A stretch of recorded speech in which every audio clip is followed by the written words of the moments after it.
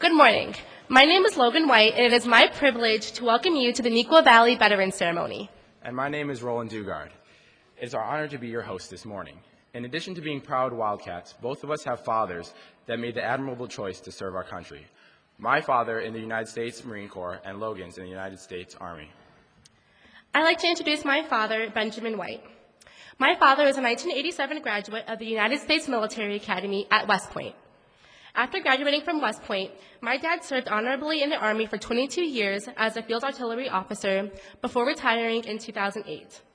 I am very proud of my father and his bravery and service to our country.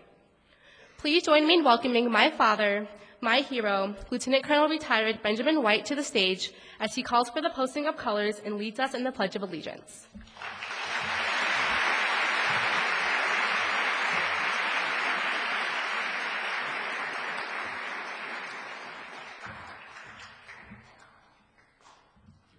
At this time, would you all please stand for the posting of the colors and the Pledge of Allegiance? Posting the colors today are our 4 Neuqua Valley students who have earned the distinction of Eagle Scout.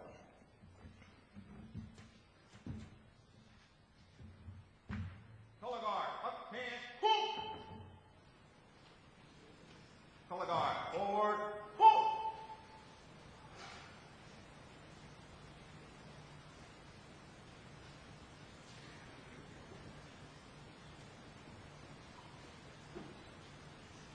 Mark time, hold. Color guard, hold. Color guard, prepare to post the colors.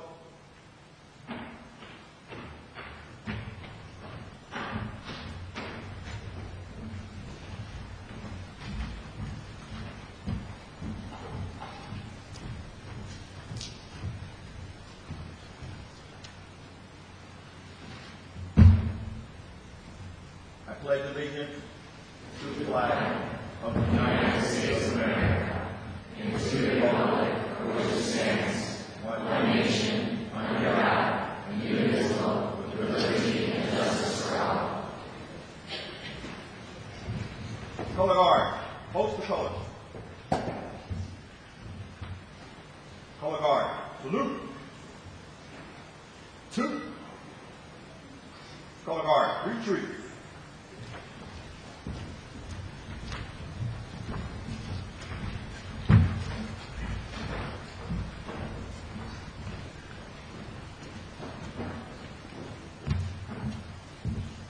Color guard, forward, whoop!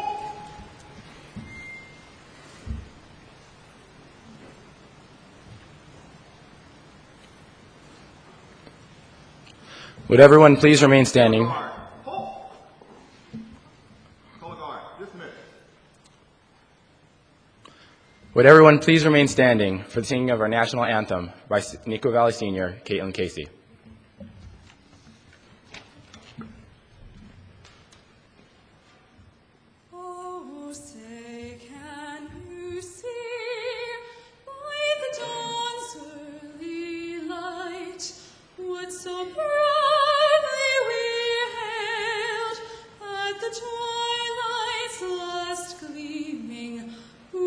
Stripes and bright stars through the perilous fight, o'er the ramparts we watched were so gallantly streaming, and the rockets red glare, the bombs bursting in air, gave proof through the night that our flag was still there.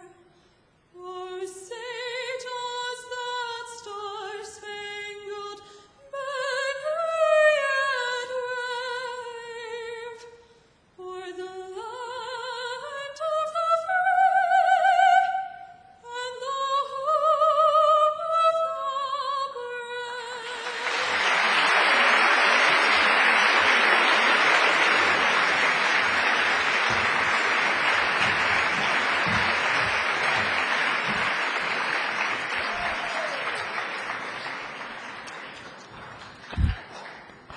Our theme this year is family.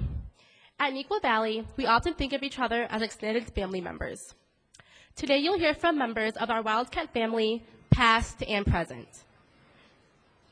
You'll hear about an Eagle project that is about to be dedicated to NVHS. You'll enjoy some meaningful music from our Neuqua Valley Chamber Singers while we honor through photographs NVHS students, staff, and families who have served.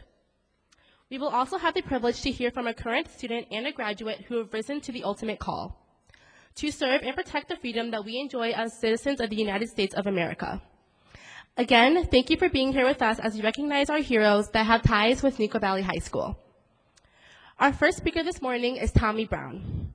Tommy is a Neuqua Valley senior who was enlisted in the United States Air Force. Please welcome him to the podium.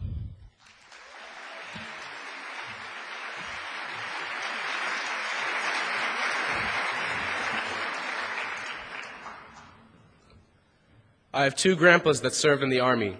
One was in France just 2 weeks after Normandy. Two uncles served in the Marine Corps, and another uncle served in the Air Force. I have a cousin that served in the Air Force, and both my brothers are in the Air Force right now. I want everybody to think about their family members that have served in the military and everything that they've done. Think about the pride that you feel for them and what they've contributed to our country. I don't know about you guys, but when we take that moment of silence in the morning, that's the kind of stuff I think about. And then I have the privilege to recite the Pledge of Allegiance to the most beautiful flag on earth. And I can't tell you how blessed I am to be able to do that every day. It amazes me that our military is completely voluntary, that people make the selfless choice to go out and fight for the values that this country was built and still stands on today. Values like freedom, equality, and democracy. Our military and veterans have sacrificed so much of their lives to defend those values, and I personally feel like us civilians can never be too grateful. As I said, I have two brothers in the Air Force. One of them is a mechanic on C-17s in Napa Valley, California, and my middle brother's a mechanic on F-15s over in England. I haven't seen my middle brother since October of last year, and I'll see my oldest brother about twice in a good year. I miss them so much, and I cherish the days where we used to fight about everything and get yelled at all the time. But the sense of pride and feeling of love for them has only grown stronger since they've been gone, and I know I'll be calling them to say thanks on Monday. Since I've always wanted to be like my older brothers, I called the recruiter who enlisted my brother Danny and got started with the process about a year ago. I enlisted back in April, and coming up in July, I'll be in basic training. I had a lot of reasons for joining the military, but when it really comes down to it, it's how I was raised and the patriotism that I feel that made me want to do it. I was raised to feel a huge sense of pride for our military. My dad always told me to shake a soldier's hand and say thanks. I remember one time when he took me to get our haircut, there was a soldier in uniform sitting next to us, and my dad was called to get his haircut. He said no thanks and let the man in uniform go ahead of him first. My dad said he should have more time for family and not have to wait. That was such a small thing to do, but taught me so much about how veterans should be treated in our country. I've always wanted to be a part of the military because of the pride that people feel. I want to make my family and community proud. I also admire what the military is all about. Everyone has a purpose and a job to accomplish and ensure that we defend this great country. That's really why I joined, but I will never stop respecting and giving thanks to those who have served and will serve this great country. Take a moment to say thanks to people serving and veterans on Monday. Thank you.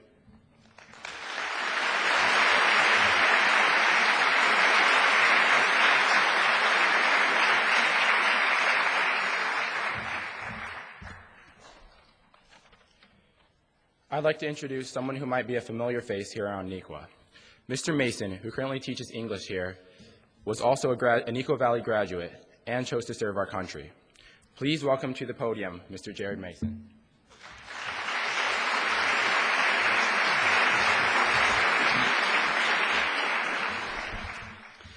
Good morning, ladies and gentlemen, veterans, members of the U.S. Armed Forces, family, and students of Neuqua Valley. My name is Jared Mason, and I am an English teacher here at Neuqua Valley and a 2005 graduate. Like Tommy, I have family who served in the military. All the way back in the American Revolution, a many times great-grandfather, Thomas Brownlee, was a grenadier and an oarsman on the boat that Washington was on to ford the Delaware. In the Civil War, Captain Anderson Vineyard marched with General Sherman through the southern states.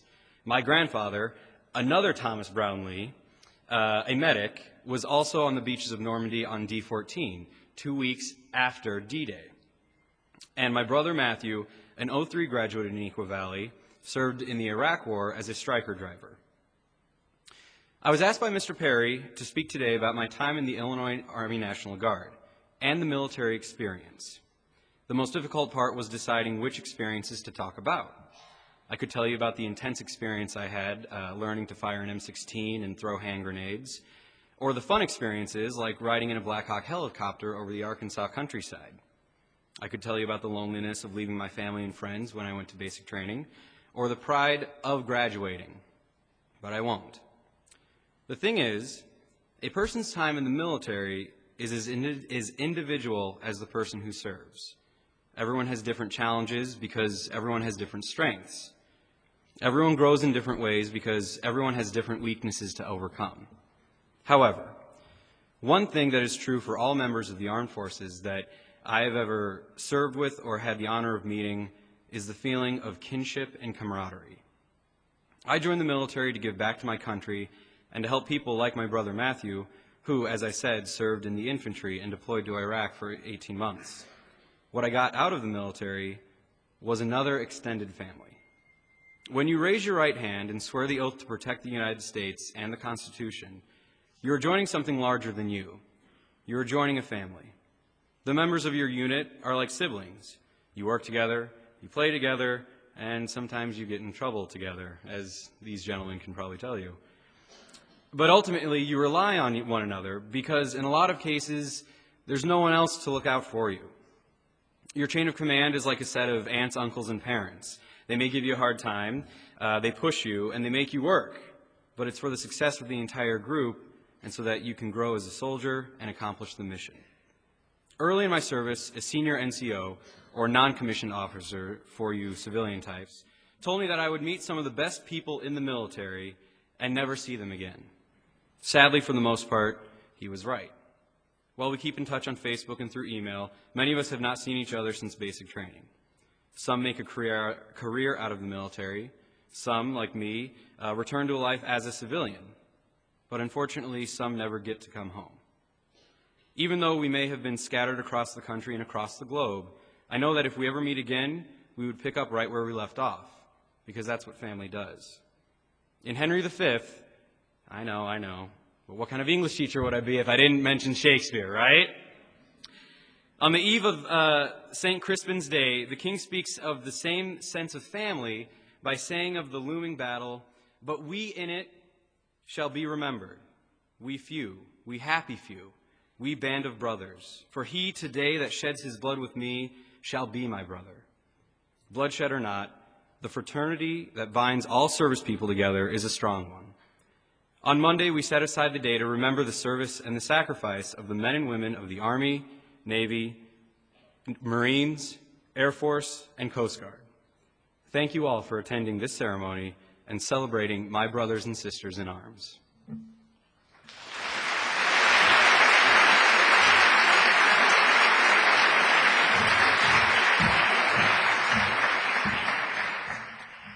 Please welcome Dr. Kolkman and sophomore Ethan Koska to the podium. Dr. Kolkman and Ethan worked closely together in planning the Eagle Scout project.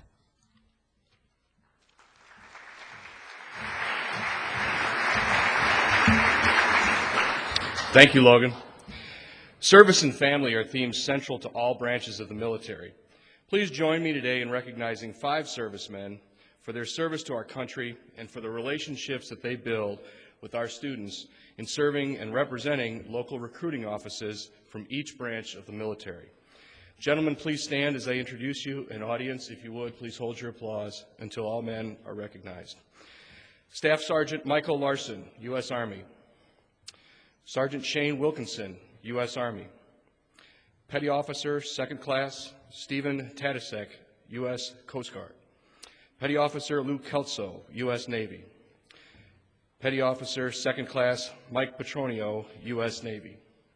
Thank you for being here.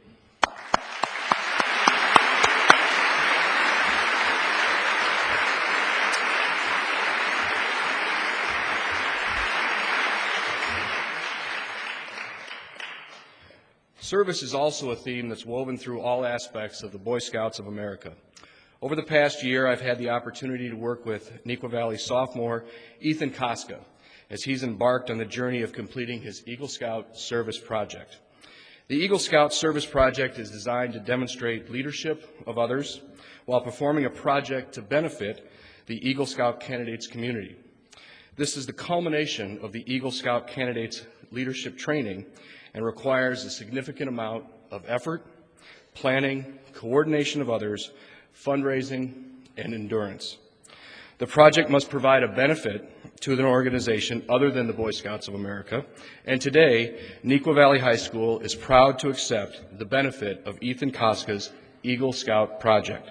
Now please welcome Ethan as he shares about his decision to serve our country, his Eagle Scout Service Project, and as he presents a ceremonial flag that has recently flown over the U.S. Capitol in Washington, D.C., as he presents that to Dr. McBride.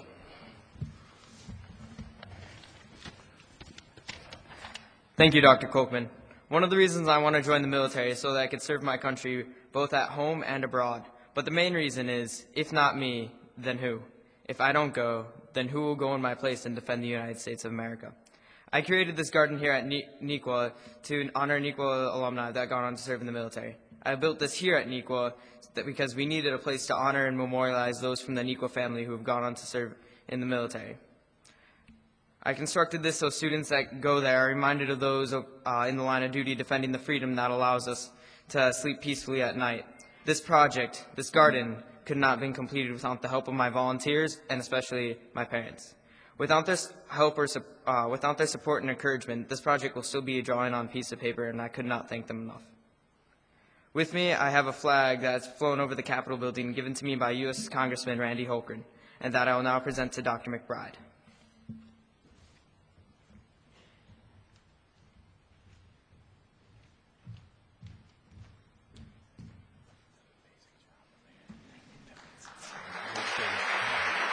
Well, I still have something.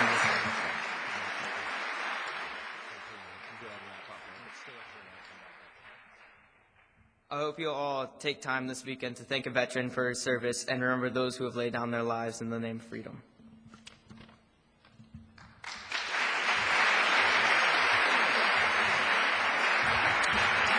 You know, I do want to just take a second. I hope every person here on Sunday, we're going to have a service dedicating Ethan's Eagle Scout Project. And, you know, sometimes Eagle Scout projects, the 4 young men who posted the colors, we have so many people reaching for that excellence that it's hard to say that one is better than the other. But I've been at this a long time. I've been 25 years in public education. And if any of you here spend a few moments behind our cafeteria in that honor garden, I think you understand the level of vision, the level of compassion, and the level of respect that this young man put into his Eagle Scout project. I would simply just ask you, if you see Ethan, to thank him, to visit that honor garden, and be glad we've got somebody who is a citizen here doing a civic duty to remind us all on our campus of how important service is. So could you give him a big round of applause, because I'm awfully proud of him. Yeah. Thank you very much. Nice to meet you.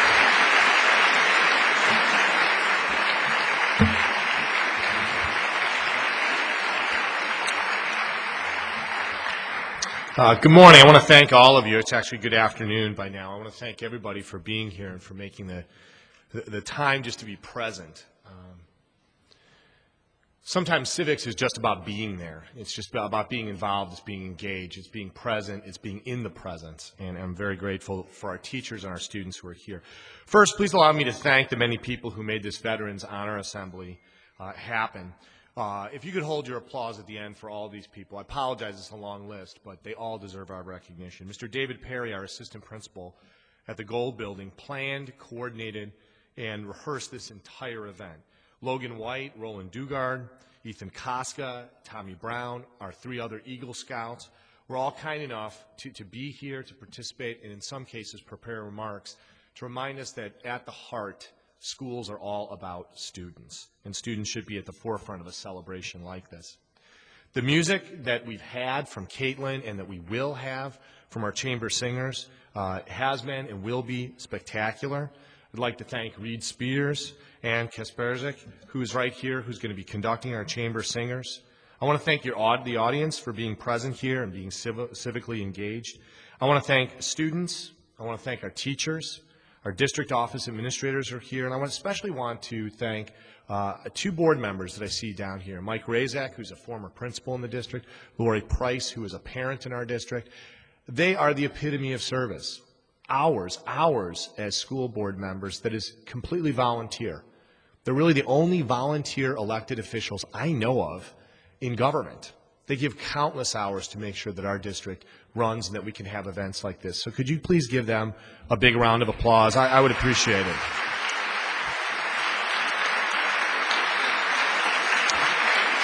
I'd like to thank Lisa Trout and our media communication students who are right now broadcasting this and going to provide us with an opportunity to reflect on our family members in a video presentation. Finally, I want to thank the members of the service who are here, from Lieutenant Colonel White to Mr. Mason, to these fine individuals who have a connection with our school as recruiters who offer the opportunity of service to young women and young men at our school and are so respectful and such great partners. Could you please give all of those people a big, big round of applause?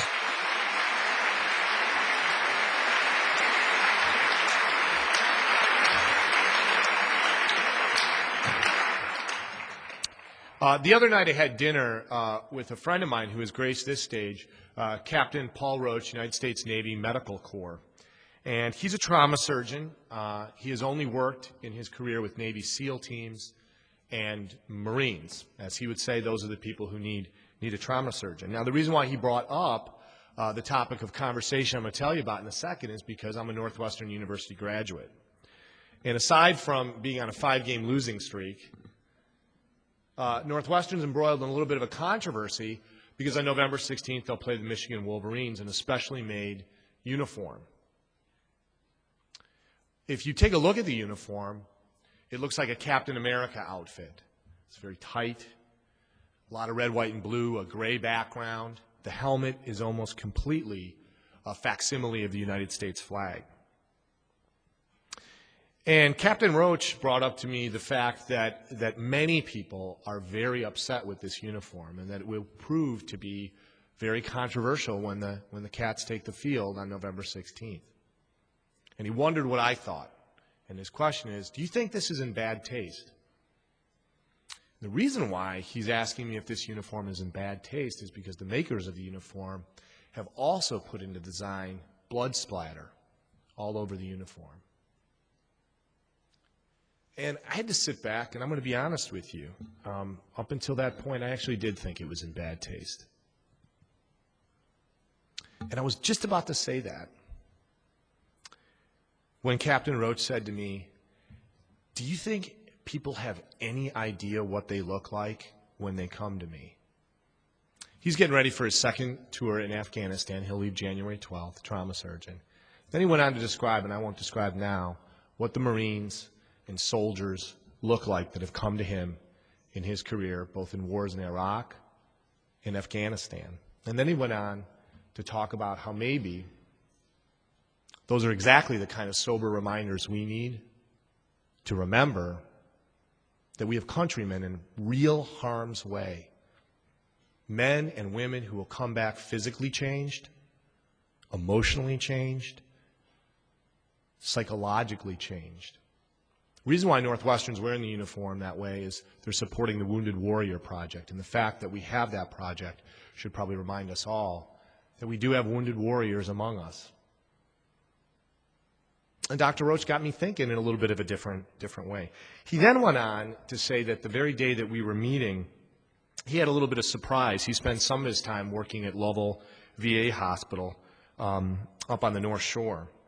And the day that he met with me, he was with a patient, and he was really discouraged because he mentioned to the patient that he was heading out to Afghanistan, and the patient said, do we even have troops in Afghanistan anymore?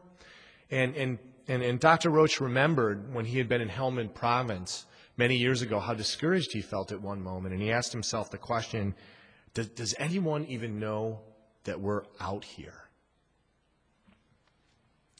Two of my family members were once out there. My great-uncle and my uncle. My great-uncle, Corporal Edward Gates, you'll see his picture soon, and Sergeant Major William McBride, U.S. Army, retired. In many ways, their service stories represent millions of others like them. Corporal Gates enlisted in September 1941 in the United States Army shortly before Pearl Harbor. He trained as a paratrooper and shipped out to the Pacific, very eager for a fight. He joined the defense of Australia, and he was stationed on the island of New Guinea, where the Japanese had already made a significant invasion. His first letters home, if you read them, they are buoyant, they are excited. He's eager to get at it. But after over a year and a half of stalemate with the Japanese on a hot, disease-ridden island of New Guinea, he found himself depressed, weary, and traumatized. As a matter of fact, he wrote home, "Don't write me. I don't want to know what's at home." He even wrote, "I know I'm not coming home." He became more and more hopeless. He had seen a lot over 2 years, most of it blacked out in his letters. Finally, in 1944, the Army, after operations in the Philippines and more important islands, made a decision to take a final push on New Guinea. And in the Battle of Neuqua, he was killed in action on July 13th, 1944. It is not clear if he died from a parachute drop gone wrong, a landmine, or a sniper's bullet. But like many of his generation, his young life was cut short, and he would never return home to my grandmother. By contrast, my uncle, Sergeant Major William McBride, made a long 32-year Army career. He enlisted in 1956. He did 2 tours of duty with the military police in Vietnam, earning unit and individual citations for bravery.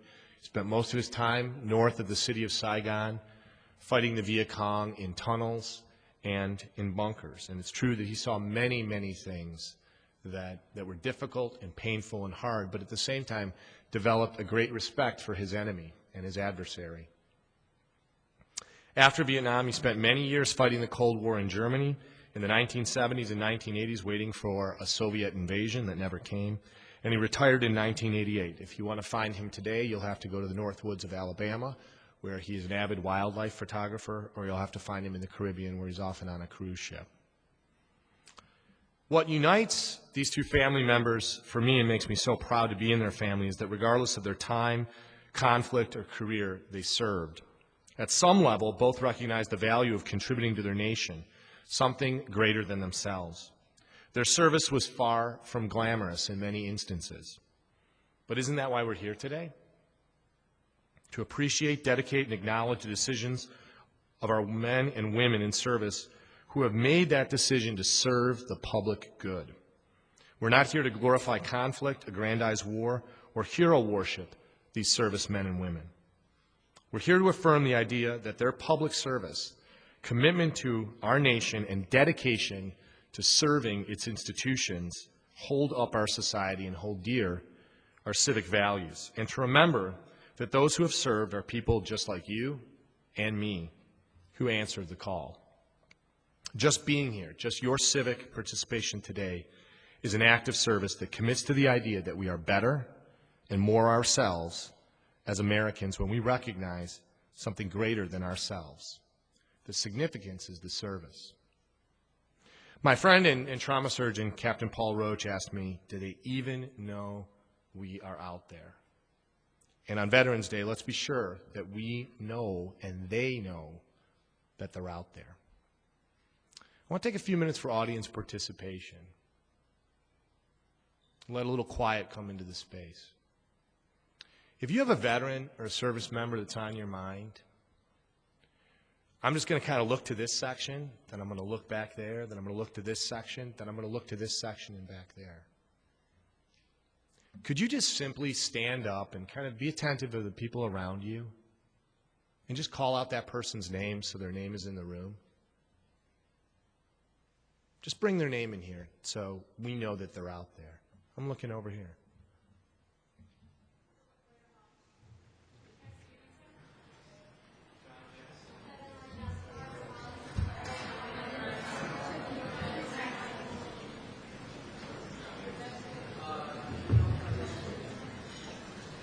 Thank you. On the back.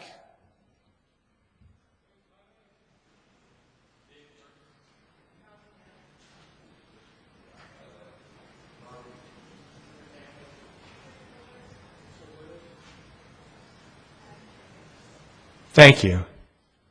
Center section.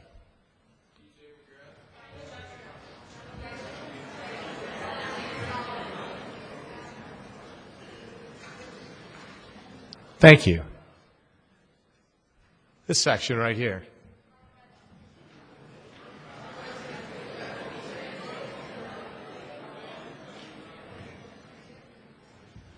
Back section.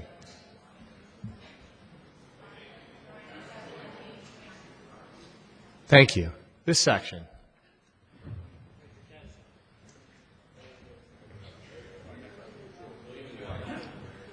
Thank you. That's a lot of people. That's a lot of people. If you could do me a favor on Monday, in the name of all those who serve publicly, in the name of your teachers, in the name of firefighters, in the name of police officers, in the name of everybody who has decided that serving our institutions and our public good is something that matters, but especially in the name of the men and the women of this United States who have served then, serve now, and will serve in the future, can you make sure that you know they are out there?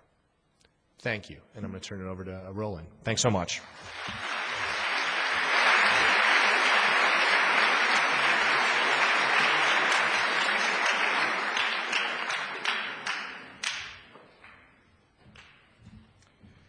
We would now like to introduce our Neuqua Valley Chamber Singers, who will be singing Homeland. While a verse of Homeland was written by a British ambassador in World War I, the second and third verses were written to honor the arranger's father, who, as a prisoner of the war, walked the Bataan Death March in World War II, so that his son and the sons and daughters of others might celebrate freedom and life to this day. All of the pictures in the slideshow represent mothers, daughters, grandfathers, fathers, sons, and relatives of our Neuqua Valley staff. We treasure their service to our country.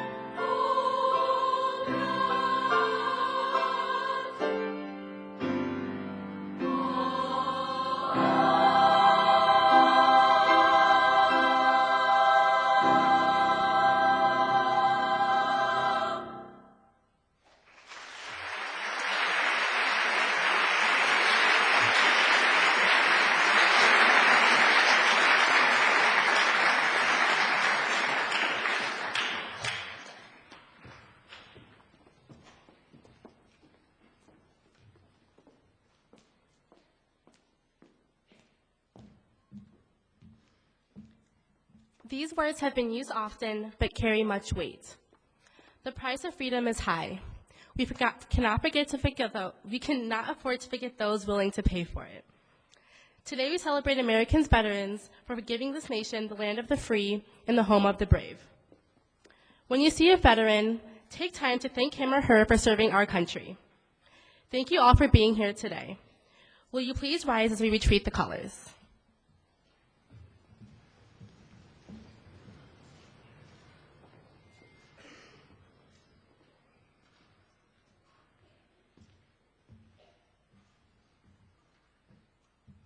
Color guard, chance, hoop. Color guard, forward, hoop.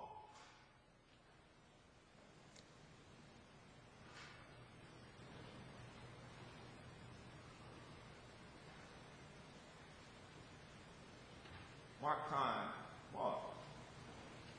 Color guard, hold. Color guard, retrieve the colors.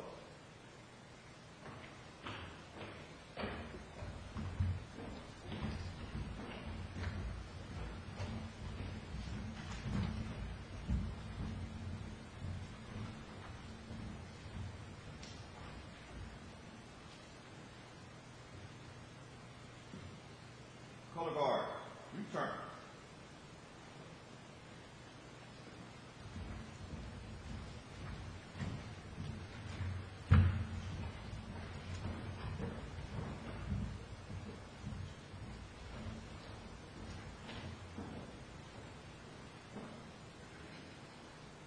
Color guard, forward, hoop.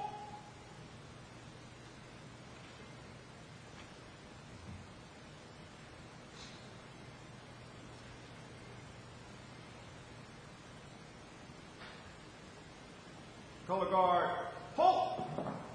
Color guard, dismiss.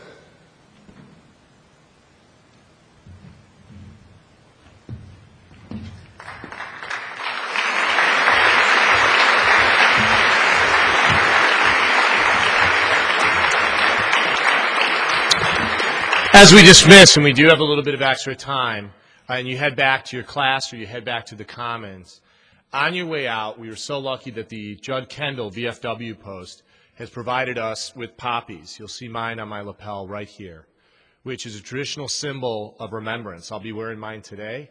I'll be wearing mine tomorrow. I'll be wearing mine throughout the entire weekend. I hope you take a second, because you got enough time to pick one up. There's one for everybody. To put it on and keep it on over the next few days, because the reason why I wear it is it doesn't just remind other people, it reminds me. You are dismissed. Thank you so much for your attention.